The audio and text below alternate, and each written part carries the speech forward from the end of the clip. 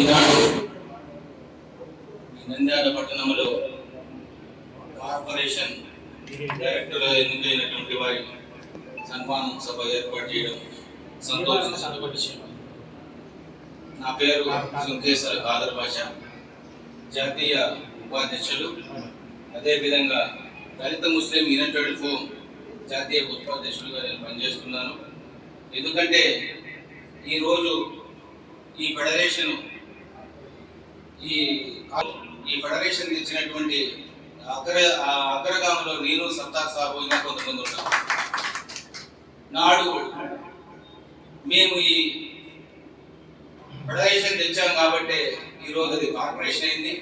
Corporation గత ప్రభుత్వంలో అయినప్పటికీ ఈ ప్రభుత్వంలో ఏ మైనారిటీ కానీ బీసీ కానీ సంబంధం లేకుండా ఇండివిజువల్ కార్పొరేషన్ ఇవ్వడం చంద్రబాబు నాయుడు యొక్క ఘనత, వారి యొక్క చేసిన పనికి మనము శుభాశంసలు తెలపాల్సిన అవసరం ఎంతైనా ఉంది. ఎందుకంటే ఇప్పుడు మనం మైనారిటీకి సంబంధం లేదు, బీసీకి సంబంధం లేదు, మనం ఇండివిజువల్ కార్పొరేషన్ అంటే ఒక క్యాబినెట్ ర్యాంక్ అయినటువంటి కార్పొరేషన్ మంది. అయితే ఈరోజు మన పిల్లలు ఎంతమంది మెడికల్ చదువుతున్నారో వాళ్ళ కోసం అని చెప్పేసి నేను ఆనాడే యూత్ ఎలిజిబుల్ ఆల్ ముస్లిం మైనారిటీ ఎడ్యుకేషన్ నేను మెమో ఇచ్చిన తర్వాతనే ఈ రోజు నా పిల్లలు ముస్లిం మైనారిటీ కాలేజీలో డాక్టర్లు, ఇంజనీర్లు, ఇంకా ప్రొఫెషనల్ కోర్సు ఎన్నో చదువుతున్నారు.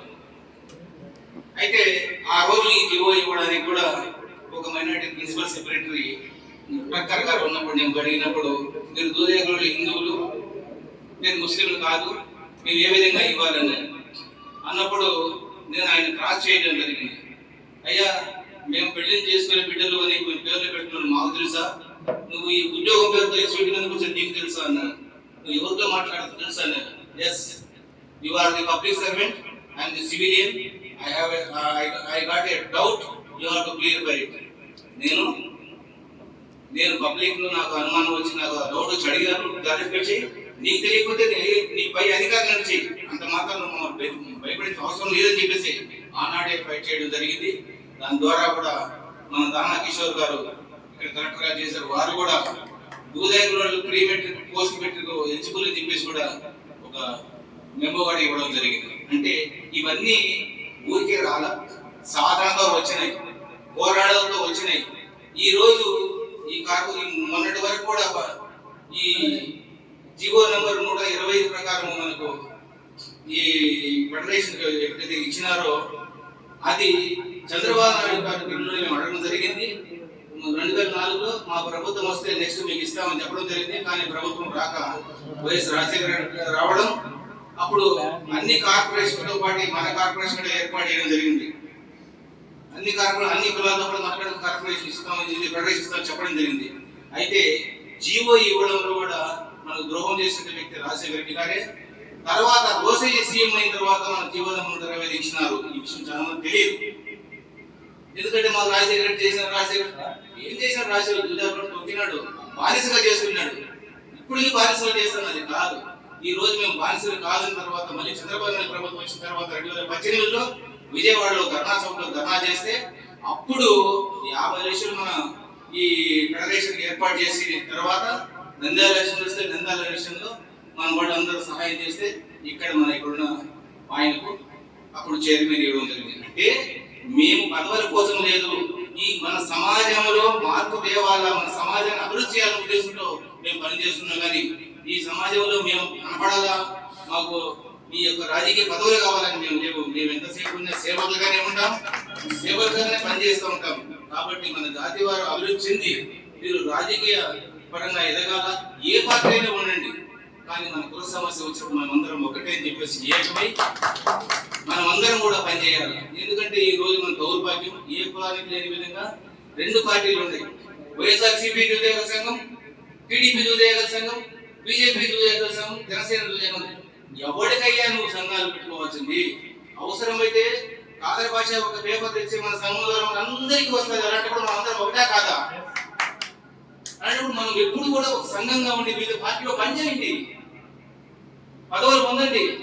ఎందుకు శ్రమ పెడుతున్నారు? మీకు పదవులు ఇవ్వాల్సిందే. తెచ్చుకుంటే మేము సంఘీయులుగా మీకు అందరికీ మీ వెన్నుంటి సహాయ సహకారం ఎప్పుడు సిద్ధంగా ఉంటాం.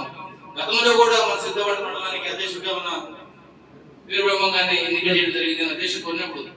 ఎందుకంటే నేను చేసిన సర్వీస్ చెప్తున్నా. ఈ రోజుల్లో మొన్నటి మన కూడా మన లోకేష్ గారు కడప వచ్చినప్పుడు ఒక రిప్రజెంటేషన్ గ్రీవెన్స్ లో పెట్టినాడు రిప్రజెంటేషన్. మేము మా పిల్లలు చదువుకునే చదువు ఫీజుల విషయంలో ఇబ్బంది పడుతున్నాం కాబట్టి యూదేతలకు క్లియర్ కట్ గా జీవో ఇవ్వాలని చెప్పేసి రిప్రజెంటేషన్ ఇవ్వడం జరిగింది. దాన్ని కూడా పరిశీలనలో దానికోసం పోరాటం చేస్తూనే ఉన్నాం. ఇంకొక విషయం ఏంటంటే రాష్ట్ర ప్రభుత్వం మనకు 4% రిజర్వేషన్ ఇవ్వాలన్నప్పుడు మనం కలిపి ఇవ్వని చెప్పేసి రాజశేఖర్ చెప్తే మన వాళ్ళు ముస్లిం మైనారిటీ ఈ క్యాబినెట్ మన వాళ్ళు ఎవరు లేరు కాబట్టి వాళ్ళు 4% వాళ్ళు తెచ్చుకొని మనం తెలియవేయడం జరిగింది. అంటే గతంలో ఇక్కడ ఫరూక్ మినిస్టర్ గారు ఉన్నప్పుడు చెప్పారు మన పీర్లచావుల్లో కూడా ఒక చిన్న కమ్యూనిటీ హాల్ పెట్టారు. అక్కడ నేను వచ్చి అయ్యా గతంలో కూడా సాయిబులే ఉద్యోగులు పెట్టుకొని ఉద్యోగులు కొట్టేసినారు. ఇప్పుడు ఈ బీసీఈ కోసం మనం పక్కన పెట్టేసి మీరే తీసుకుంటున్నారు, ఇది ఎంతవరకు సబబు అని చెప్పేసి నేను అడగడం జరిగింది. ఆయన కూడా నన్ను ఆయన గమనంలో మాట్లాడలేని విషయం అని చెప్పినాడు. అంటే మనము రాజకీయ స్థానంలో మనం లేనంత వరకు మనకు ఇంతే కాబట్టి మనం కూడా బెదిరించాలి లీడర్ని.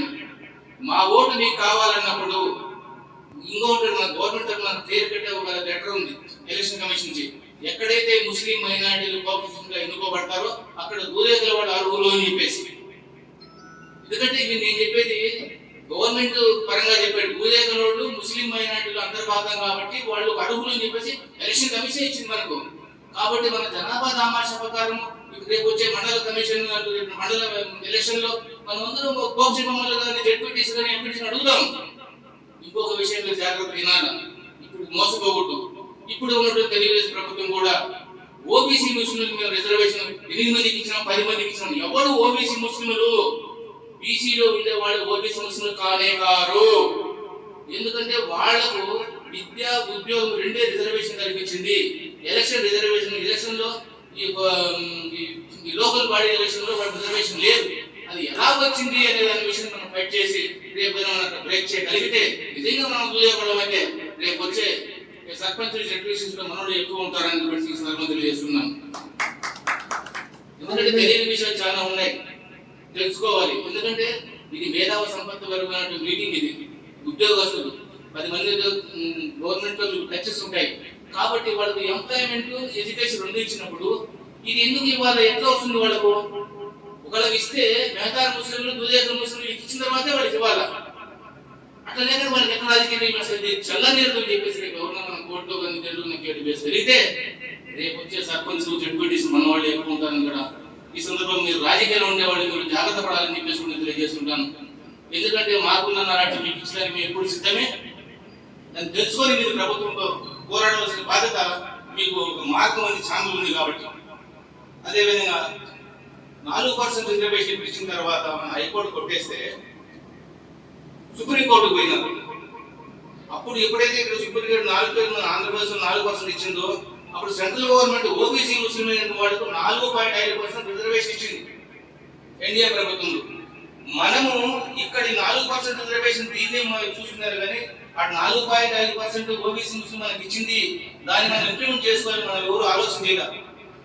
నేను ఎప్పుడైతే ఈ విషయాన్ని నోటీస్ తెచ్చినప్పుడు శేషావరి గారిని రాజాకిషోర్ ఉన్నప్పుడు ఒక ఈ నంద్యాల వ్యక్తి శాషావరి అట్లా కేసు వేశారు. అది కేసు కాదు. ఇప్పుడు మనం చేయాల్సింది ఏంటంటే నేను చెప్పేది కాదు, బీసీ డిక్లరేషన్ లో ఈ తెలుగుదేశం ప్రభుత్వం ఏదైతే ఇచ్చిందో మీకు సపరేట్ కార్పొరేషన్ ఇస్తాం ఇచ్చినారు, 100 కోట్లు ఇస్తారు, చట్టసభలో మీకు స్థానం కల్పించాలి, ఎమ్మెల్సీ కానీ రాజ్యసభ కానీ. మనం కూడా నెక్స్ట్ పాయింట్ ఏంటంటే మాకు చట్టసభ రిజర్వేషన్ ఇవ్వండి. ఎప్పుడైతే చట్టసభ రిజర్వేషన్ మాకు ఎమ్మెల్సీ కానీ దేంట్లో కానీ ఇస్తే మా సమస్యలు వేరుగా తీసుకొని మనం రేపు చర్చలో పెట్టాం, అసెంబ్లీలో కానీ పార్లమెంట్ పెట్టగలుగుతాం. మనకు చట్టసభ రిజర్వేషన్ లేకపోతే మనం ఏ విధంగా పెట్టలేము. కాబట్టి నెక్స్ట్ వచ్చేసి మనకు చట్టసభ రిజర్వేషన్ లేక ఒక ఎమ్మెల్సీ కానీ రాజ్యసభ కానీ ఇవ్వండి అని చెప్పేసి మనం డిమాండ్ తీసుకొని పోవాలి. ఆ విధంగా మనం ముందుకు పోతేనే మన సమాజం ముందుకు పోతుంది. ఆ విధంగా ముందుకు పోవాలా. ఇంకొక విషయం ఏంటంటే ఏదైతే కోర్టులో ఉన్నట్టు 4% సుప్రీంకోర్టులో 4% రిజర్వేషన్ సెంట్రల్ గవర్నమెంట్ 4.5% ఓబీసీ రెండు తప్పు చేసుకున్నారు. అంటే మేము ఇద్దరం ముస్లిమే, ఏడేమో దూదేకులు దాదాపు మీరు బీసీలు మీరు పోండి అంటారు, ఆడిపోతే మేము ఒకటే మాకు అని ఈ సుప్రీంకోర్టులో కేసు వేసినారు. ఈ కేసును ప్రభుత్వమే ఒక అడ్వకేట్ పెట్టి దాన్ని క్లియర్ చేసి దీంట్లో ఉన్న టైప్ అయిన 2 కేసులు విడదీస్తే కానీ మనం 4.5% రిజర్వేషన్ రాదు.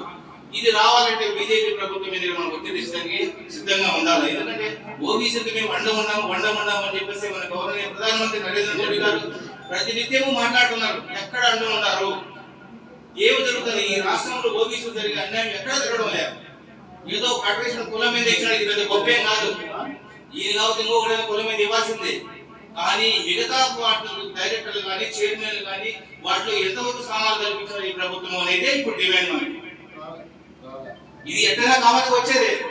నీ ఇంట్లో పనిచేస్తాను కుమ్మసారి గుర్తించుకుని ఒక ఇచ్చేసినావు మా ఇంట్లో మనిషి అని చెప్పేసి, అదే నీ క్యాబినెట్ ఏదైతే ఉందో దాంట్లో మాకు స్థానం ఎప్పుడు కల్పిస్తారు అనే విషయాన్ని మనం ప్రభుత్వం తీసుకొని పోవాలా. ఈ విధంగా మనం అందరం కూడా ప్రయత్నం చేయాల్సిన అవసరం ఎంతైనా ఉంది. కాబట్టి ఈ చిన్న పని వీళ్ళకి వచ్చిన తర్వాత వీళ్ళకి ఒక నియమ నిబంధనలు ఒక క్యాబినెట్ వాళ్ళు మీటింగ్ ఏర్పాటు చేసుకుంటారు. దానికి ఎండీ ఉంటారు, చైర్మన్ డైరెక్టర్లు ఉంటారు. ఎవరైనా కానీ ప్రతి ఒక్కరి యొక్క ఆలోచనలు లిఖితపూర్వకంగా వాళ్ళు లెటర్ పాడి ముందు రాసుకొని ఒక తీర్మానానికి వచ్చి దాని ద్వారా అక్కడ చర్చనీయాంశం ఈ ఫెడరేషన్ ఆఫీస్ లో గవర్నమెంట్ నుంచి చర్చ తీసుకుని ఆ బ్రోచర్స్ ఏదైతే దాన్ని పెంచి వాళ్ళ దాని ద్వారా జనాభా నిష్పత్తి జిల్లాకు ఏమొస్తాయి తెచ్చి మీరు పేదవాళ్ళకి ఎక్కువ సహాయం చేసేందుకు మీరు అందరూ కృషి చేయాలా. ఈ పదవుల వల్ల మీకేమి ఒరిగేది ఏమీ లేదు. డైరెక్టర్ వల్ల చేతి నుంచి మీకు పోయే సౌరమే ఒక దూరిపోయినట్టు 10,000 రూపాయలు ఖర్చు, మీకు ఇచ్చే 10,000-12,000 రూపాయలు ఇవ్వడం రాదు. ఎందుకంటే అది మభ్య పెట్టడమే. అది కాదు, మాకు చట్టసభల్లో ఎప్పుడు స్థానం కల్పిస్తారు అనే విషయాన్ని మాత్రం మనం తీసుకొని పోయి అదేవిధంగా మనమందరం కూడా యూదేగలో మీటింగ్ పెడతానంటే ఏ పార్టీలో అందరూ కూడా వచ్చి ఒక వేదిక మీద వచ్చిన రోజే ఈ ప్రభుత్వాలు మనకు భయపడతాయి. మనం అందరం ఐక్యం కావాలి. ఇప్పుడు మనం ఇప్పటికే 2 విధాలుగా విడదీసినారు. మన ప్రధాన శత్రువు ఒక ముస్లిం అయితే ఇంకో ప్రధాన శత్రువు హిందూ. ఈ 2 మన ప్రధాన శత్రువులు అయినప్పుడు మనం ఎప్పుడు బయటపడాలా? మన హక్కుల కోసం, మన యొక్క రైట్స్ కోసం, రేపు రాబోయే రోజులు మన బిడ్డల భవిష్యత్తు కోసం మనం అందరం కష్టపడితేనే ఈ సంఘం బాగుపడుతుంది, జాతి బాగుపడుతుంది అని చెప్పేసి ఈ సందర్భంగా తెలియజేసుకుంటూ ఈ సమావేశానికి హాజరైనటువంటి నా సోదరిమణులకు అందరికీ కూడా నా యొక్క హృదయపూర్వక నమస్కారం తెలియజేస్తూ సెలవు తీసుకుంటున్నాను.